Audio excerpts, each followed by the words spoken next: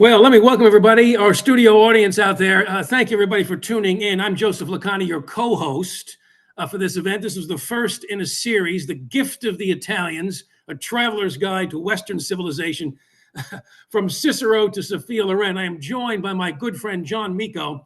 John, thank you for joining us today. John is the president of Founding Forward. It's an incredible civics education program. They're based in Philadelphia, reaches young people, young students, and teachers, educating them in the principles of the American founding. I've had the great pleasure and privilege of being involved with them over the years. John, thank you so much for joining us. Joe, thanks for the opportunity and thanks for this great new venture, this film series that you're doing. I think it's wonderful. Thank you, John. I mean, you've got a smile on your face, not only because of this film venture, but because you're still basking in the glow of the Philadelphia Eagles there and their incredible victory in the Super Bowl. So congratulations on that. Well, thank you, Joe. And and I know you're a New Yorker, so I really do appreciate the gift of Barkley, our great running back, too. So again, thank you. So Joe, you've been talking about this project for a while. You've got a million projects going on. Well, why this now? Yeah. Why are you doing this among all of the great things, writing books, teaching, working with all kinds of people on Western Civ, and why are you doing this film project? Yeah, thank you for that question, John. I think this will resonate with you and the work that you've been doing in trying to educate young people in the principles of the founding. I've been teaching Western civilization, the American political order for the better part of 15 years at different colleges and universities. And every year, it seems, my freshman students come in knowing less and less about the principles of our republic, what a republic is, what a democracy is, all the different things that we take for granted, the Bill of Rights. It seemed to me that we needed to reach young people in particular, though I think the film series will speak to people across generations. But we've got to re-educate, if you will, re-educate our citizens in what it means to be a citizen in this democratic republic. Why Venice? So other than it's a great place to shoot, I get that. But you said the top 10 list. It's probably on the top 10 list, but I don't think of it as number one or maybe even number two on the influence from the founders and what they were trying to create. Why is Venice so important to the founders and to you?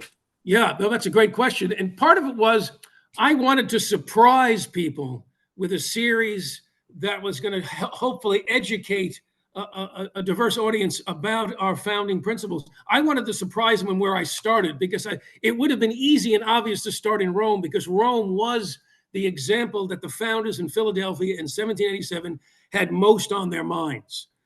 The Roman Republic, which turned into an empire, and we can get into that, the downfall of the Roman Republic. And it was especially on their minds because Edward Gibbon had just published the first in his massive series, The Decline and Fall of the Roman Empire.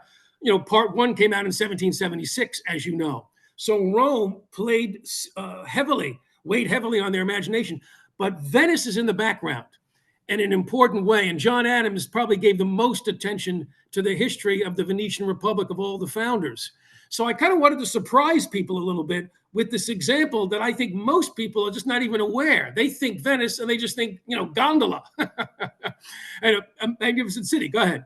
Yeah. So why is Venice better other than it still existed, right? When they were meeting in Philadelphia, it was still there. Yeah. But why was it better than Rome in terms of a model? For one thing, as Adams and others noted, it lasted the longest. I mean, as a republic, it lasted the better part of 1,000 years. They had their difficulties and their problems. But Rome, as a republic, lasted about 500 years. So twice the shelf life of the Roman Republic. That's what Venice was able to achieve. And they were able to also achieve a level of democratic representation, Republican democratic representation by 1500. It was probably the most representative government, as I suggest there in the film, probably the most representative government in the world in 1500. And if you ask the average, Joe Bag of Donuts on the street about that, they'd have no idea that Venice had actually carved out this political system and was able to sustain it for so long. Now, Joe, the founders didn't just copy what was in Venice. right? They improved upon it. They made it Yeah, different. What are some of the significant differences, or what are the things that they maybe didn't like so yeah, much when yeah. they looked at Venice? Yeah, well, with that question, John, I want to introduce the phrase that you and I have talked about a bit, American exceptionalism. And what I mean by that, it's a big word, it's a big phrase, but one of the things the founders did that really was exceptional. It was a remarkable innovation in that they took the time before they got to Philadelphia, the convention, and during. They took the time study, reflect on the examples in history of democracies and republics. Where have they gone right? Where have they gone wrong? And they thought deeply about that. What can we learn from how they've organized their political society? So that's a huge innovation, it seems to me, on the part of the founders. And so, what are they getting from the Venetian example, as I'm suggesting in the film? In a way that no one else had quite achieved, they've managed to deal with the issue of factions. And the Americans, as you know, were deeply anxious about the problem of factions.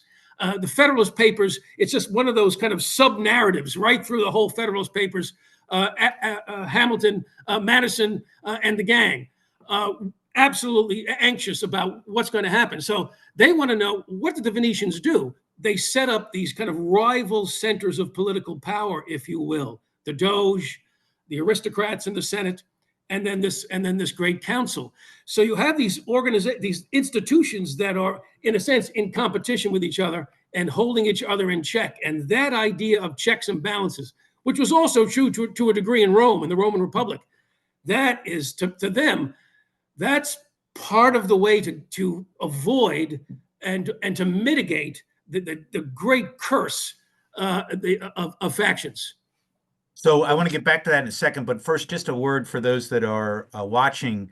Feel free to make comments or questions in the chat function, and we'll get to as many of those as we can later in the discussion. Yep. But Joe, let's talk about factions and human nature. Yeah. You have a phrase in there, God-given right. Right. What is with this idea that the rights don't come from other people or some party Yeah. or king, but they come from God or some higher power that they're Yes. innate who we are. And when you introduce that in this film, you introduce it from the Bible, as I recall. Is that Yes. correct? I think you Yes. do. So Yes. is this a Christian, is equality, is the idea of equality a Christian idea? And how did that influence the political traditions that come from the time of Christ Yes. to our present day? Yes, it's a huge question, John. So I'll just take a stab at it. I don't want to go on too long, and feel free to interject over here. I think you can find that in the Jewish scriptures, this idea of a basic equality before God. You begin to see that in the Jewish legal system. It's not going to matter what your class is in ancient Israel. If you violate the law, bam, there's going to be a punishment. And so there's the beginnings of this idea of equality before God. The Christians take this and they run with it, it seems to me. And you see this in so many ways, not only in the teachings of Jesus, but then in his followers, the idea that the gift of eternal life is open to every person, regardless of their background, their class, their gender, the color of their skin. It doesn't matter. Salvation is offered as a free gift to every person who wants it. So there's a fascinating, radical kind of equality that the Christians introduced into the bloodstream of the West, which is so countercultural. Ancient Rome, as you know, was such a hierarchical, rigid, hierarchical society. And not only if you are divided between classes, but slave versus free. So when you have the Apostle Paul talking about in Jesus, there's neither Greek nor Jew, slave nor free. We are all one in Jesus. That is a radical vision of human equality. So we have this idea of equality in the big sense, right? But a political reality, which is almost always not reaching that, right? Yes. Yes. So the founders understood that. Were they looking for the kind of political equality that is expressed in those big words, all men are created equal? Were they really looking for that, Joe? Wow, well, that's a fascinating question. It may depend on what founder you're talking about. Generally speaking, at the convention, at the Constitutional Convention, there's this sense of, you have, of course, the great the great sin at the founding, the sin of slavery and racism. And that was baked into the cake. That was not an issue that that the Venetians had, a slavery issue. The influence of Christianity had effectively done away with slavery, but you did have a rigid class system. The Romans, of course, it's built on slavery. The Americans inherit this slave system by virtue of being a British colony. So I think you can absolutely argue, and many historians and philosophers have argued this, what the founders have in mind, what they set out ultimately is a mandate, a promissory note, if we could borrow the language of Frederick Douglass and others, great African-American leaders. The Declaration and the Constitution are promissory notes for a radical human equality, even though at the moment of the founding, because of the problem of slavery, they cannot fully execute it. It's going to take a civil war, as you know, and then decades of reconstruction and all the rest of it. So let's fast forward, Joe, a little bit. So we have 1776, we have 1787, where the Constitution is created. 10 years later, there's no more Republic of Venice. We have Napoleon has come through and destroyed right. most of the republics that had, some of them had propped back up, and right. Then we're in the American Civil War, and it's just pretty much us. Right. Yeah, that's right. And Lincoln looks at the Civil War that we're in and sees it as not just an American Civil War, but a war for the future of democratic republics. Yes. And you talked about American exceptionalism, and that's what he meant by that. Yes. And of course, we won that war, and we've seen an incredible explosion in freedom and liberty since then. Yes. Let's fast forward to today and talk about the State of the Union today. Yeah. So balance of power, checks and balances. Yes. Got some real struggles, I think, with that. What are your thoughts on where we are today, and what would the founders think? Thank you for that, John. I mean, go back to the Venetians for a moment. One of the things the Venetians were able to do was to avoid the sort of the factions, the powerful families, the oligarchs, through this separation of powers concept and putting it into place. Rome did that up to a point as well, but at the end of the day, it's all going to go to the dogs. The natural drift is toward the concentration of power. That's the natural drift of political societies, the breakdown of those Republican principles. And this is one of the reasons, again, back to your first question, why do this film series now? If we're not attentive to not just the Constitution that we have and that we've inherited, but why? Why did the founders design the Constitution the way that they did? Why did they think the separation of powers and checks and balances and a Bill of Rights? Why did they think all those things were so important for freedom over the long haul? If we don't understand that, then I don't see how we're going to maintain the Republic in any kind of healthy way. You've got to understand the deeper reasons, the moral principles, the political principles, and yes, the religious principles that went into those debates as they wrestled with the big questions, just as the Venetians did, the nature of human nature, the nature of political power. So I think we're in a dangerous place in America, to kind of try to answer your question, in a dangerous place in that I've never seen such civic illiteracy. And this is something, John, maybe you can speak to in your own work as well in Philadelphia at Founding Forward. I've never seen such a lack of awareness of what it is that we've built, how it is we've achieved the things that we've achieved. And the criticisms are not just coming from the political right, they're also coming from the political left and right, I should say. Left and right don't seem to understand, on the hard left and the hard right, don't seem to understand what the Americans were up against, how they were so prescient and insightful in understanding the crisis of the moment, learning from history, and building something that was enduring. That lack of civic literacy really threatens to undo us, I think, at this political moment. I mean, what are your thoughts on that? Yes. So, Joey, you say civic literacy, and that's true. I think cultural literacy, which you referenced, is actually, you start with cultural literacy before you can have civic literacy. Wow. Right? Because if you don't have the same references or understand, the basic fundamental stuff, our organization is called Founding Forward, right? So we want to go back to the founding, but even before that, and Joe, you've actually worked with some of our kids on, ideas of natural rights, of rule of law, of the nature of man, right? Yes. And those things are so fundamentally important. Here's the good news, though, Joe. Yes. and you've worked with me on projects like this. The kids that we Yeah. work with are eager for this. Yes, I really believe they are. I think so. It's we're failing them Yes. in providing them opportunities to learn this, and then they become civil because they understand they know each other. Yes.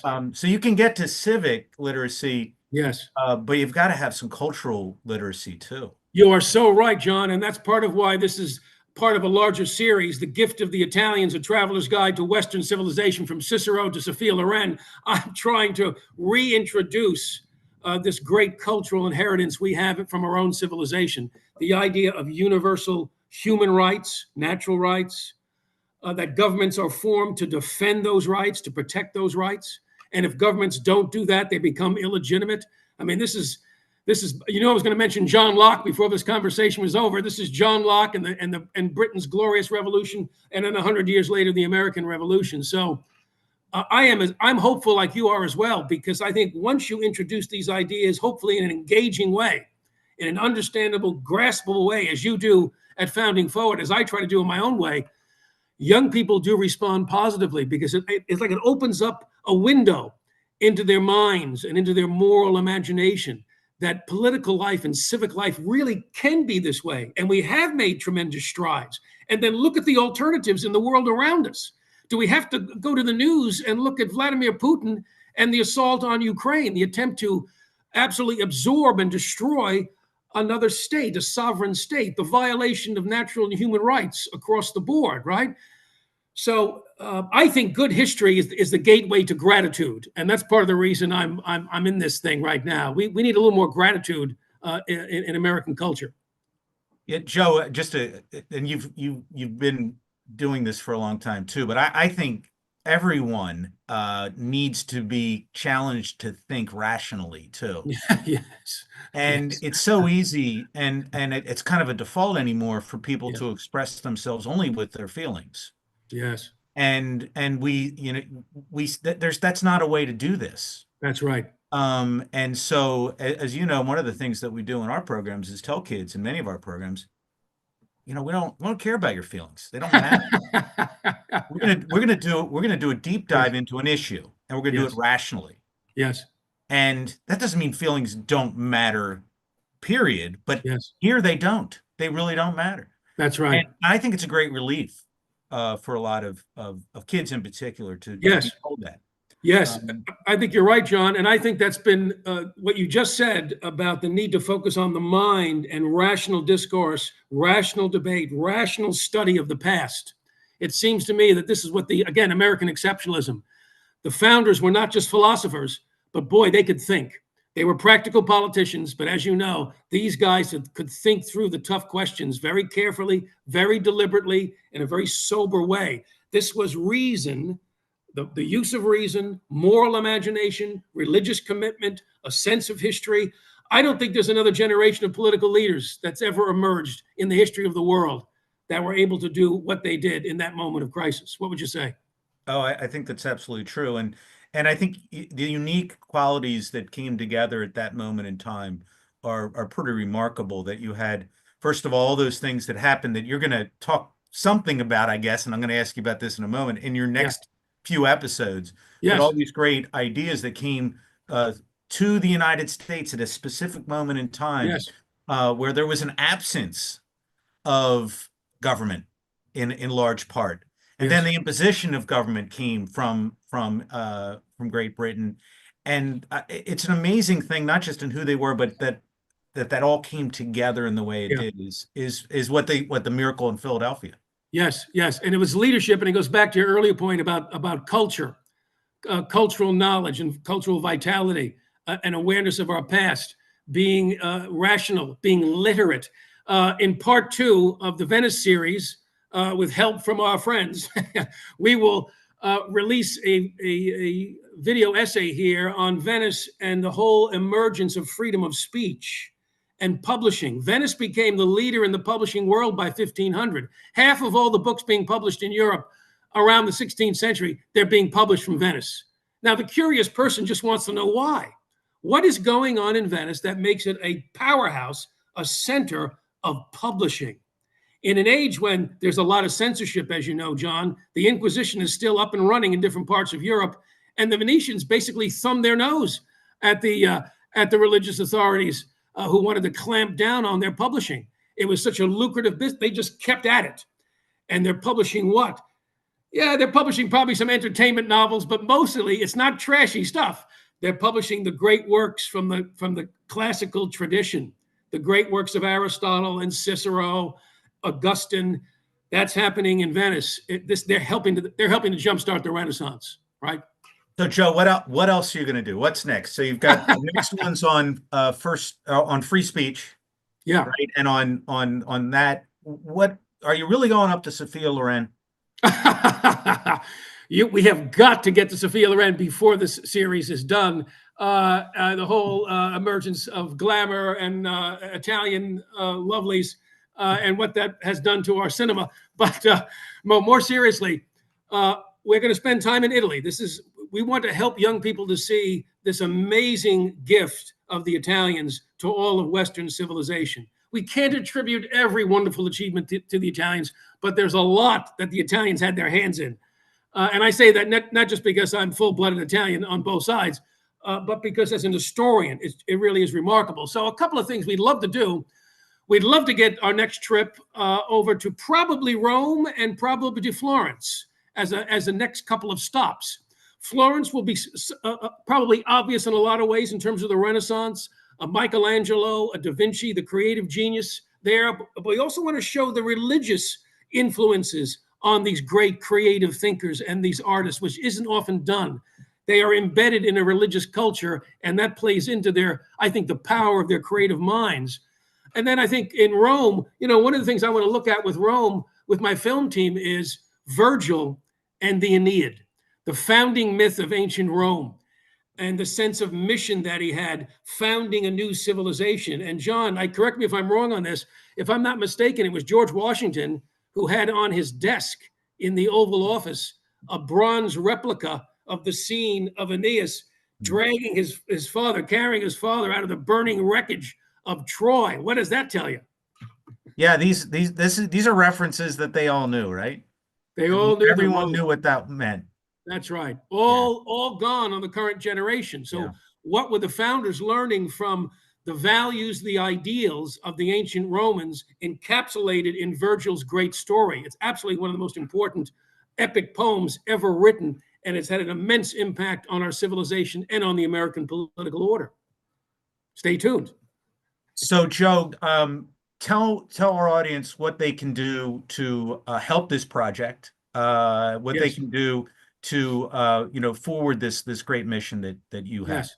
Well, thank you, John. Well, I'm working with my wonderful film team here at Noble Story Company, and so they're my film team. But what I'm doing here is I've launched this Christian Academic Center in New York City called the Rivendell Center. I've pulled that name Rivendell, as some of you Tolkien fans, you definitely will know. That's the land of the elves in the Lord of the Rings, this haven of sanity and reason and friendship and beauty. And I want to try to recreate that in a New York context. I'll be doing different things in New York, but this YouTube channel now, where these video essays are going to be released, this is one of the initiatives of the Rivendell Center. So you can go to Rivendell Center, nycity.org, Rivendell Center, nycity.org, and that will direct you to a link where you can support these future projects. We are housed, not to get too confused with different organizations, we are housed at the Sagamore Institute. There are institutional homes, so you'll be directed to Sagamore, you'll see Rivendell, and there are ways to support. We'd love you to do that. Thank you, John, for that question.